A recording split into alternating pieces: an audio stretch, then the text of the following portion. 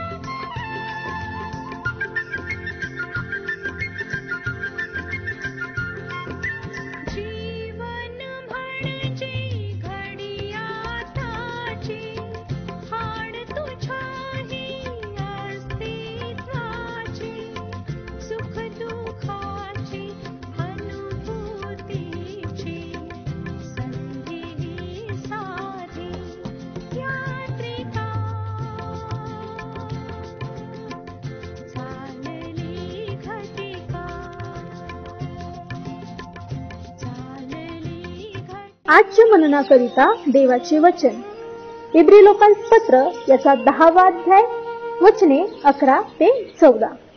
इब्री लोकांपत्र याचा 10वा अध्याय वचने 11 ते 14. प्रत्येक याजक प्रति दिवशी सेवा करीत आणि जे यज्ञ पापे दूर करावयाला कदापि समर्थ नाही तेच यज्ञ वारंवार करीत उभा असतो.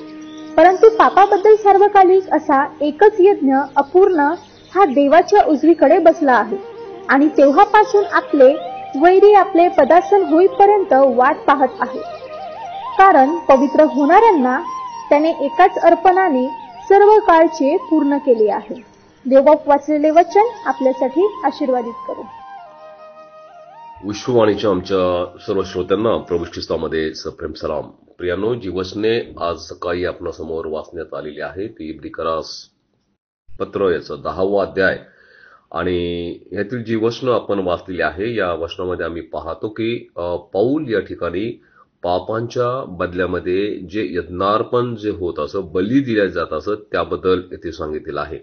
आम्ही पाहतो की जुन्या करारामध्ये हा परमेश्वराच्या द्वारे लावून दिलेला एक नियम होता की मनुष्याने पाप केल्याच्या नंतर त्यांनी परमेश्वराच्या समोर कसं जावं, कोणत्या अंतःकरणाने त्यांनी जावं, कारण की तो पापी आहे आणि कोणताही पापी परमेश्वराला पाहू शकत नाही किंवा परमेश्वराची सेवा करू शकत नाही.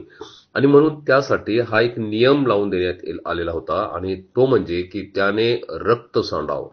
परंतु आपलं किती रक्त तो सांडणार आहे किंवा किती रक्त तो परमेश्वरासमोर वाहणार आहे आणि म्हणून यासाठी की आपल्या पापांची सुटका व्हावी म्हणून आपल्याबद्दल कोणीतरी जावं यासाठी पशु आणि पक्षी यांचं अर्पण केलं जात होतं, यज्ञ केलं जात होतं.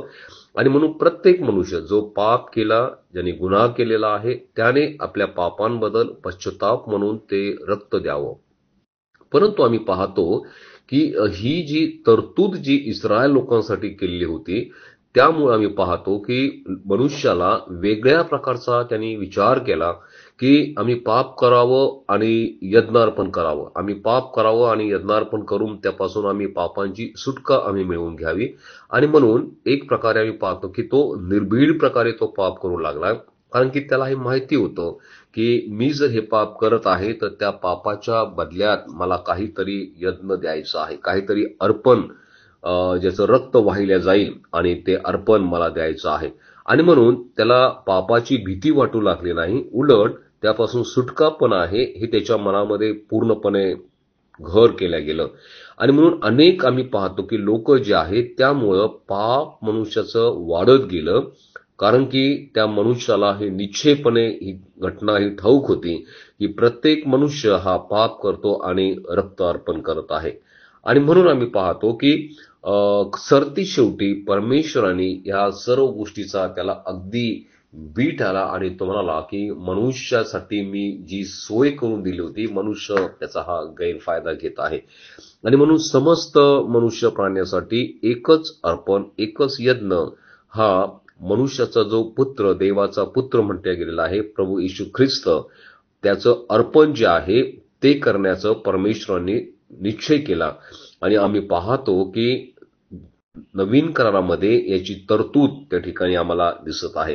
कारण की याजक प्रतिदिवशी सेवा करत होते आणि कोणती सेवा करत होते तर पापासाठी अर्पण जे आहे ते देत होतं. परंतु आम्ही पाहतो की आता जो महान याजक प्रभू येशू ख्रिस्त, त्याने समस्त मनुष्य प्राण्यासाठी एकच अर्पण सदा सर्वसाठी परमेश्वर समोर केलं आणि ते म्हणजे तेही रक्ताचंच होतं. आणि ते म्हणजे की आपल्या स्वतःचं अर्पण. जे वधस्तंभावरती आम्ही पाहतो की सगळ्या मनुष्य प्राण्यासाठी एकच अर्पण जे आहे ते स्वतः प्रभू ख्रिस्ताने केलं आणि त्यापासून तुम्हाला आणि मला क्षमा मिळालेली आहे. परंतु आता पुन्हा जर आम्ही पाप करत आहोत तर त्याचा परिणाम जो आहे तो केवळ आमच्यासाठी नरक आहे. आणि म्हणून प्रियांनो, परमेश्वराने दिलेली जी आम्हाला ही महान संधी आहे की आम्ही आमच्या सर्व पातकांपासून आम्ही दूर राहावं, कारण की त्याचं अर्पण आता झालेलं आहे. पुन्हा आम्ही पाप करू नये, पुन्हा आम्ही त्या गोष्टीकडे वळू नये. म्हणून एकदा सदा सर्वकाचा पश्चाताप आम्ही करावा आणि परमेश्वराच्या जवळ येऊन आम्ही प्रभू येशू ख्रिस्ताने जे रक्त सांडलेलं आहे त्या रक्ताच्या बदल्यात आम्ही या ठिकाणी पाहतो की आम्हाला पाप क्षमा मिळालेली आहे. त्याची आठवण आम्ही नेहमी ठरावी. तो जिवंत असा साक्षी आहे आणि तोच सर्व पापांची क्षमा करणारा आमचा परमेश्वर आहे. प्रभू करो आणि या वचनाच्या द्वारे आम्हाला आशीर्वाद प्राप्त हो. प्रार्थना करूया. प्रिय प्रभू, आज पुन्हा एकदा आम्ही सर्व पापी तुझ्या चरणाजवळ येतो. प्रभू, कळत न कळत दिटाईने झालेले सर्व पातके आम्ही तुझ्या चरणाजवळ आणतो. आज त्याची क्षमा कुठला यज्ञार्पण करून आमच्यानी होणार नाही, कारण की प्रभू श्री ख्रिस्त हा सदा सर्व काळ सर्व लोकांसाठी या जगामध्ये तो आला आणि एकच अर्पण त्यांनी स्वतःच केलेलं आहे. प्रभू, आम्ही त्याबद्दल धन्यवाद करतो. पिता, तू ख्रिस्त आमच्यासाठी दिला, वधस्तंभावरती जो गेला, त्याच्या पापांच्या द्वारे जी आम्हाला क्षमा मिळालेली आहे त्याबद्दल आम्ही तुझी स्तुती करतो. येशूच्या नावात ही प्रार्थना केली म्हणून तू ऐक. आमेन.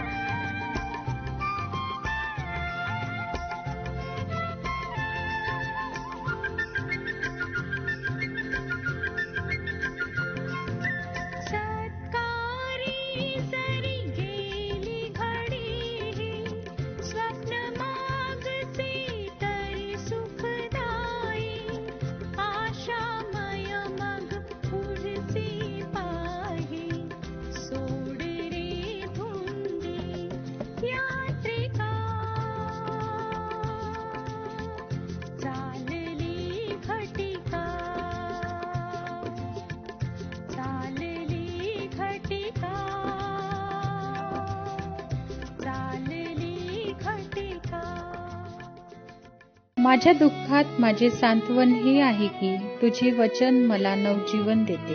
की आता आपण आपल्या प्रार्थना विनंत्या कोणत्याही वेळेस विश्ववाणी प्रार्थना केंद्राला टोल फ्री नंबरद्वारे कळवू शकता. आमचा टोल फ्री नंबर 1-800-2700-333. आम्ही आपणासाठी या नंबरवर प्रार्थना करण्यास उपलब्ध आहोत. धन्यवाद.